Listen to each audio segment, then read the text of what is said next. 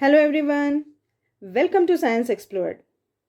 आज तक हमने बायो से रिलेटेड बहुत से डिफरेंसेस डिस्कस किए हैं, जैसे कि मोनोकॉट डाइकॉट सेट का difference, angiosperm gymnosperm, DNA RNA, antigen antibody, xylem phloem. ऐसे 35 से भी ज़्यादा वीडियोस हमने हमारे इस चैनल पे डिस्कस कर लिए हैं और इसकी अलग से प्लेलिस्ट भी मैंने बनाई है, जिससे आपको ये सारे वीडियोस इस चैनल पे आसानी से मिल जाएंगे। आज भी हम एक और ऐसा ही टॉपिक डिस्कस करने वाले हैं, जो है हाइपोकॉटिल और इपिकॉटिल का डिफरेंसेस के पॉइंट देखने से पहले हम इस सीड के डायग्राम को समझ लेते हैं, ताकि आगे का वीडियो समझने में आपको आसानी होगी। ये है डाइकॉट सीड का इंटरनल स्ट्रक्चर।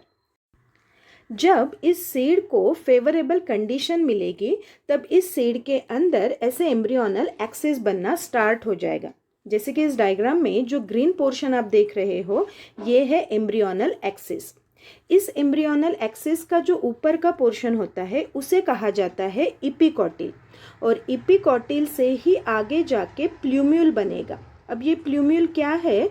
तो जब प्लांट डेवलप होता है तो उसके जो लीफ और स्टेम होते हैं वो इसी प्लूम्यूल से डेवलप हो जाएंगे। सो इपिकॉटिल से ही शूट सिस्टम बनेगी। इस इपिकॉटिल के नीचे होता है हाइपोकॉटिल पोर्शन।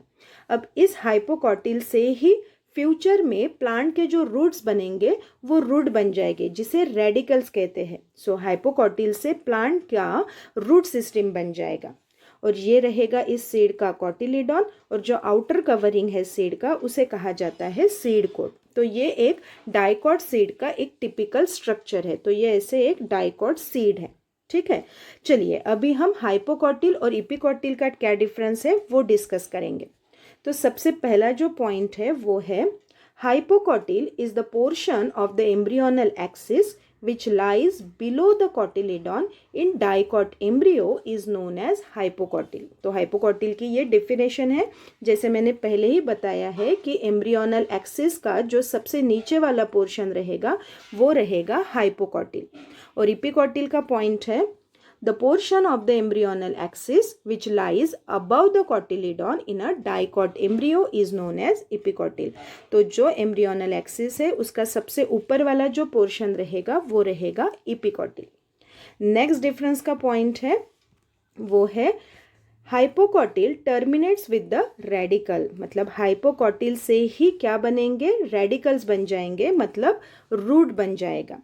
और इपिकॉटिल टर्मिनेट्स विद द प्लूम्यूल, और इपिकॉटिल का आगे जाके कन्वर्शन किस में होगा? प्लूम्यूल, और प्लूम्यूल से ही लीफ बन जाएंगे और प्लांट का शूट सिस्टम डेवलप हो जाएगा।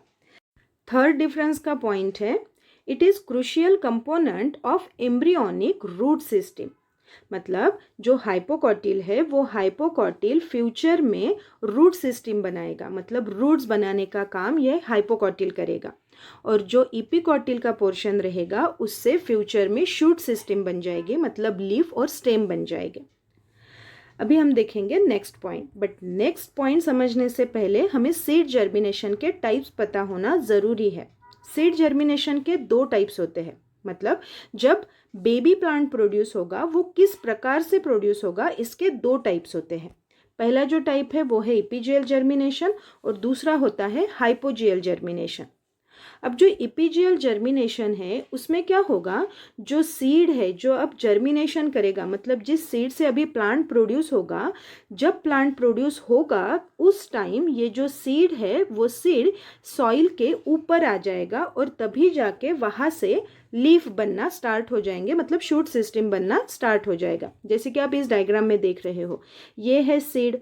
तो ये सीड जब जर्मिनेशन करेगा तब धीरे धीरे ये सीड ऐसे सॉइल से ऊपर आ जाएगा, मतलब उसका जो कॉटिलिडॉन रहेगा वो ऊपर आ जाएगा, तभी जाके शूट सिस्टम बन जाएगा। ओके, तो ऐसे टाइप के जर्मिनेशन को इपीजियल जर्मिनेशन कहा जाता है। अब जो हाइपोजियल जर्मिनेशन होता है इसमें क्या होगा? हाइपोजियल जर्मिनेशन में जो सीड जर्मिनेट करेगा वो सीड जब जर्मिनेशन करेगा तब वो सॉइल के नीचे ही रह जाएगा। जैसे कि यहाँ पे देखिए ये सॉइल के ऊपर नहीं आया है, यहीं पे वहाँ से शूट सिस्टम बन जाएगा और नीचे रूट सिस्टम बन जाएगी। बट इस टाइप में जो सीड रहेगा वो सीड सॉइल के ऊपर नहीं आएगा। तो ऐसे टाइप के जर्मिनेशन को हम कहते हैं हाइपोजियल जर्मिनेशन। ठीक है, अभी हम देखेंगे हाइपोकॉटिल और इपिकॉटिल का क्या डिफरेंस रहेगा इससे रिलेटेड। तो पॉइंट जो है वो है hypocotyl lifts the seed about the earth during epigeal germination. तो हाइपोकॉटिल का जो पोर्शन रहता है वो हाइपोकॉटिल इस इपिजियल जर्मिनेशन में हेल्प करता है। कैसे हेल्प करेगा? तो जो सीड है उस सीड को सॉइल सरफेस से ऊपर लाने का काम ये हाइपोकॉटिल करता है। वही इपिकॉटिल का क्या पॉइंट रहेगा?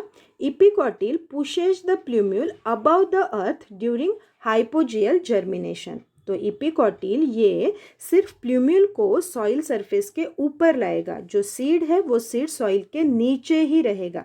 मतलब इपिकॉटिल ये हाइपोजियल जर्मिनेशन में हेल्प करेगा।